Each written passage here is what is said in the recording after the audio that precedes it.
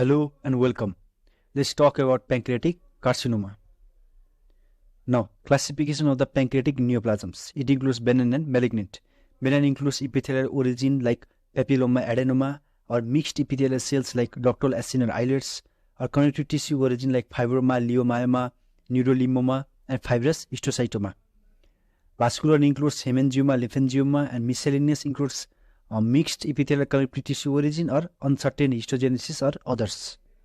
Malignant includes duct or ductular cell origin, which is about 90%, which includes duct cell adenocarcinoma, giant cell carcinoma, adenosquamous carcinoma, microadenocarcinoma, and cystadenocarcinoma.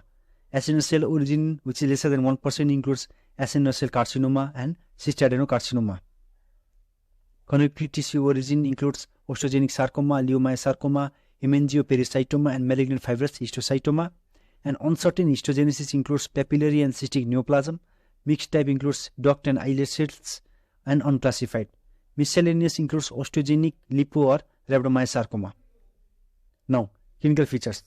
It includes symptoms like anorexia, weight loss, epigastric discomfort, and changes of the bowel habit, which are usually rare.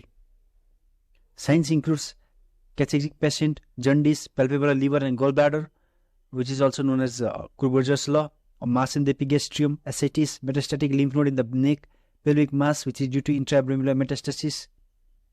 Now, investigation includes serum alkaline phosphatase, which may be elevated, secretin pancreozymin test, cytology of the pancreatic juice, which may reveal tumor cells, and barium meal X-ray, which shows widening of the duodenal lobe, filling defect or irregularity of the duodenum.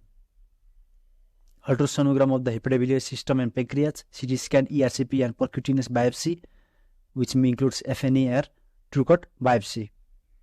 Now, treatment. It includes palliative treatment like relieving the jaundice and treating biliary sepsis by surgical biliary bypass or stent placed at ERCP or percutaneous transhepatic cholangiography, improving the gastric emptying by surgical gastroenterostomy or duodenal stent.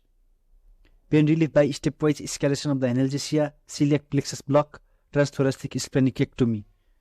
Symptom relief and quality of the life by encouraging normal activities, enzyme replacement for steatoria or treating diabetes, and consideration of the chemotherapy.